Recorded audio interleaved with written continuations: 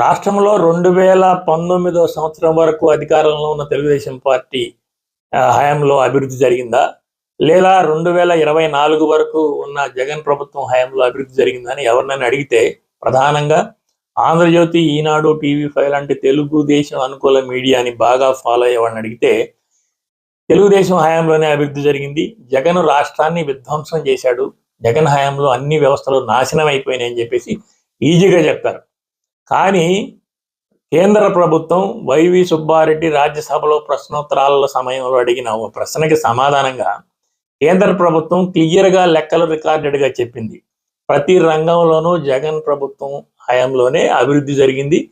తెలుగుదేశం హయాంలో జరిగిన అభివృద్ధిని పోల్చి చూస్తే మరింత ముందుకు తీసుకెళ్ళాలి కానీ జగన్ వెనక్కి తీసుకెళ్లేదని లెక్కలు క్లియర్గా చెప్తున్నాయి. ఇది రికార్డెడ్గా కేంద్ర ప్రభుత్వం చెప్తున్న లెక్క. ఒక్కసారి దాన్ని మీరు పరిశీలించండి.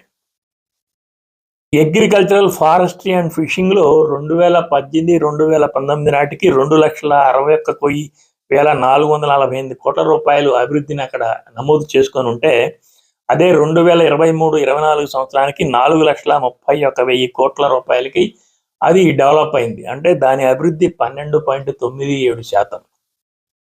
అదేవిధంగా మైనింగ్ అండ్ క్వారీయింగ్లో 2018-2019లో 20,955 కోట్ల రూపాయల అభివృద్ధి నమోదైతే 23-24లో 32,259 కోట్ల రూపాయలు నమోదైంది.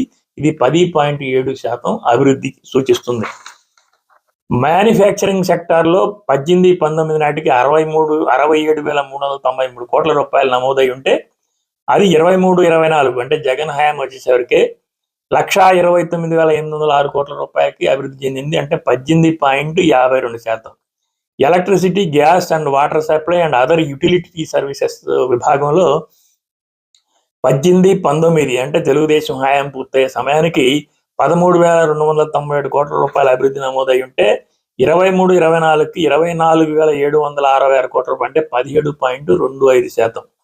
అదే కన్స్ట్రక్షన్, నిర్మాణ రంగంలో 18-19 నాటికి 56,106 కోట్ల రూపాయలు డెవలప్మెంట్ నమోదై ఉంటే 23-24కి 95,749 కోట్ల రూపాయల అభివృద్ధి నమోదు అయింది. అది 14.13% డెవలప్ అయింది.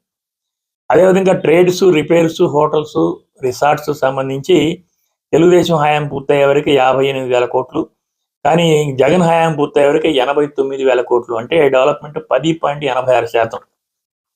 దాంతోపాటు ప్రధానమంత్రి కిసాన్ సమ్మాన్ నిధి, మన్ధన్ యోజన, PMKY, MISS, crop insurance scheme, రాష్ట్రీయ కృషి వికార యోజన వీటన్నిటికి సంబంధించి ప్రధానమంత్రి అంటే కేంద్ర ప్రభుత్వం ఇచ్చిన ప్రత్యేక నిధులన్నీ కూడా సక్రమంగా వినియోగం జరిగి లబ్ధిదారులకు చేరాయని చెప్పి కేంద్ర ప్రభుత్వం పేర్కొంటుంది. ఈ సమయంలో 14,873 కోట్లు SCSCA స్కీమ్ ద్వారా గ్రాంట్స్ కూడా ప్రభుత్వానికి రిలీజ్ అయ్యాయి. అంటే గ్రాంట్స్ తీసుకోవడంలో ఎలాంటి లోపాలు లేకుండా గ్రాంట్స్ రిలీజ్ అయ్యాయి. మొత్తం మీద 2018-2019కి 7,90,000 కోట్ల రూపాయలు అభివృద్ధి అక్కడ డెవలప్ నమోదై ఉంటే, అదే 23-24కి 12,19,000 కోట్ల రూపాయలు డెవలప్. అంటే ఇది వైసీపీ హైలైట్ చేసుకుంటుంది. కేవలం ఇది వైసీపీ హైలైట్ చేసుకోవడం కదా, రాజ్యసభ సాక్షిగా రికార్డెడ్గా కేంద్ర ప్రభుత్వం వైవి సుబ్బారెడ్డి ప్రశ్నోత్తరాల సమయంలో అడిగిన ప్రశ్నకి సమాధానంగా చెప్పింది. ప్రతి రంగంలో కూడా తెలుగుదేశం ప్రభుత్వం హయాంలో కంటే జగన్ ప్రభుత్వం హయాంలో అభివృద్ధి మంచి శాతం నమోదై ఉంది. దీన్ని వైసీపీ ప్రచారం చేసుకోవడానికి అవకాశం ఉన్నప్పుడు కూడా వైసీపీ వాయిస్ అనేది బయటికి రావడం లేదు.